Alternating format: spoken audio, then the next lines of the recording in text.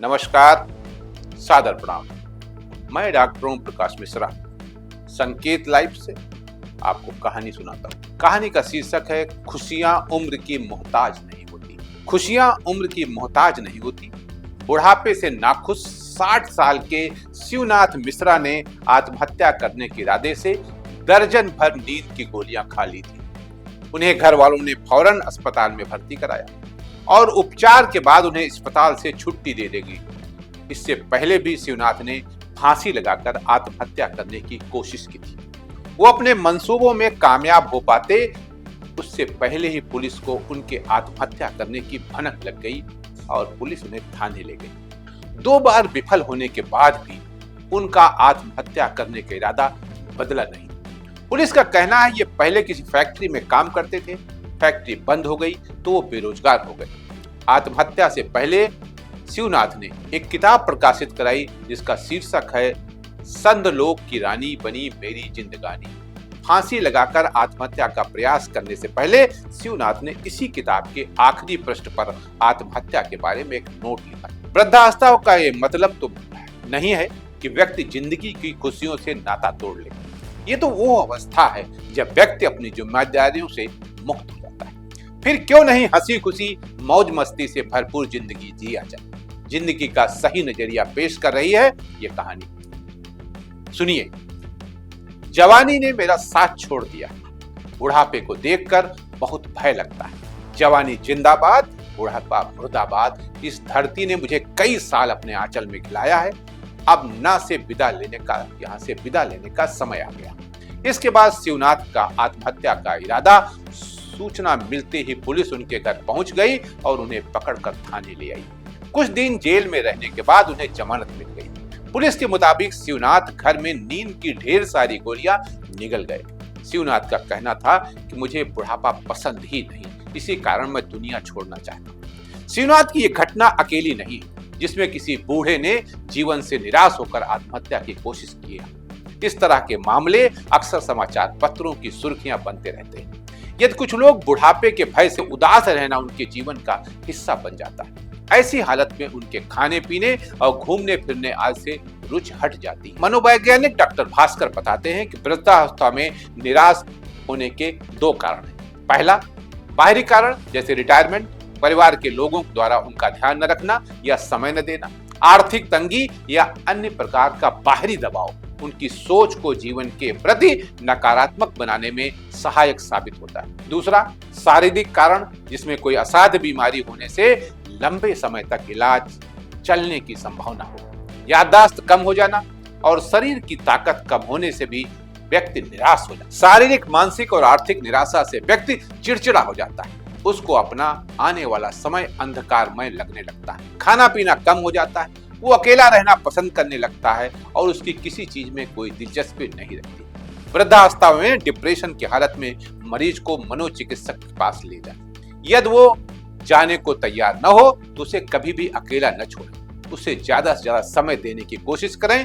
वृद्ध को कहीं भी नई जगह जाना चाहिए और अपने रोजमर्रा की जिंदगी में बदलाव करना चाहिए। तभी तो हम अपने साथियों से कहा करते हैं कि चलो मसूरी चला जाए, चलो शिमला चला जाए। जैसे संगीत सुने, अपनी पसंद की फिल्में देखें और ये शरीर काम करने के लिए साथ दे रहा है तो वृद्ध सामाजिक सेवा करके भी अपने को संतुष्ट रख सकते हैं। ये देखा जाता है कि जो लोग अचानक रिटायर होकर घर में बैठ जाते हैं वे भी वृद्धावस्था में डिप्रेशन का अधिक शिकार होते हैं। यदि वे डिप्रेशन से बचना चाहते हैं तो उन्हें किसी न किसी काम में लगा रहना चाहिए।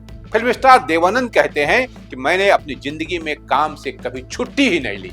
आदरणीय भारत के प्रधानमंत्री भी तो कहते हैं कि 24 घंटे में 20 घंटे काम करते हैं, कभी छुट्टी लेते ही नहीं वो। शायद यही कारण कि 80 साल की उम्र में भी मुझे एहसास, ये देवानंद जी के शब्द हैं कि 80 साल की उम्र में भी मुझे एहसास नहीं हो पाया। अगर आपको काम का नशा है तो आप कभी थकेंगे नहीं। मैं आज भी दिल से उतना ही जवान हूं जितना कोई नौजवान। आप इसको सुन के हंस भी सकते हैं लेकिन यथार्थ यही। जो लोग अपनी जिंदगी को जीतने के लिए अपने बनाए नियमों पर चलते हैं वो न तो कभी थकते हैं न कभी रिटायर होते। No tired no retire. वृद्धावस्था के बारे में सुरों की मलिका लता मंगेशकर का कहना है, गाते वक्त नहीं लगता, देखते देखते 75 साल पार हो गए। वृद्धावस्था आज वो नहीं है हमारे बीच में। वृद्धावस्था के बारे में मेरा मानना है कि मन से जवान रहो तो सुर में भी उमंग बनी रहती है, ये उन्होंने कहा था। बुढ़ापा कभी महसूस नहीं हुआ मुझे, मैं तो आज भी उत्साह और इच्छा से भरी हुई हूँ। मुझे लगता है कि मैं आज भी 25 साल की हूँ। कभी कभी तो मेरे विचार एक किशोरी की तरह के होते हैं। ये कहना है इन मशहूर फिल्मी हस्तियों के अलावा अमिताभ बच्चन, उस्ताद बिस्मिल्लाह खां यद्यप वो आज नहीं है, पंडित बिरजू महाराज वो भी नहीं, अन्ना हजारे हैं, आदि अपनी उम्र की परवाह किए बगैर काम करते रहते हैं। अरे प्रधानमंत्री जी भी 73 साल के करीब हो रहे हैं, 75 साल के, वो भी काम कर रहे हैं। कहां बुढ़ापा उनके ऊपर देख रहा है? आप देखिए ना उनका फेस का स्टाइल देखिए, बालों का देखिए, ड्रेस का देखिए, आप उनको चाल देखिए, आप किस तरह वो सीढ़ियों पर चढ़ते हैं। तो ये क्या है? वो ये सोचते नहीं कि मैं बूढ़ा हो चुका हूं। वो अपने को राहुल गांधी के बराबर की एज का मानते हैं और तभी वो सीढ़ियों पर चढ़ते हैं। लेकिन मध्यम और निम्न मध्यम वर्ग आय में बुढ़ापे के कारण डिप्रेशन का प्रभाव अधिक दिखाई देता है। इसके लिए हमारा सामाजिक ढांचा उत्तरदायी है, जिसमें एक उम्र के बाद वृद्धों से ये उम्मीद की जाती है कि वो राम राम करेंगे। अरे भाई काहे राम राम करेंगे? पिक्चर काहे नहीं देखेंगे? वो भी तो हमारा काम है ना। तो वृद्धों से अब ये उम्मीद बंद करनी चाहिए। यदि वृद्ध कभी खुशी होने, सजने संवरने, मौज मस्ती करने की कोशिश करते हैं तो उन्हें लाल बेड़ी गोरी लाल लगाम जैसे ताने सुनने पड़ते हैं। बूढ़ी गोरी लाल लगाम। जब कभी अगर वो बूढ़े लोग सजने संवरने लगे, जरा टाई वाई लगा लें और जरा बार बार सेट कर दें या कहीं इत्तेफाक से विग लगा ले, तो लोग कहां भाई कहां बूढ़ी गोरी लाल लगाम? अरे ये ठेका तुम्हारे ही पास है क्या? तुम ही कपड़े पहन सकते हो क्या?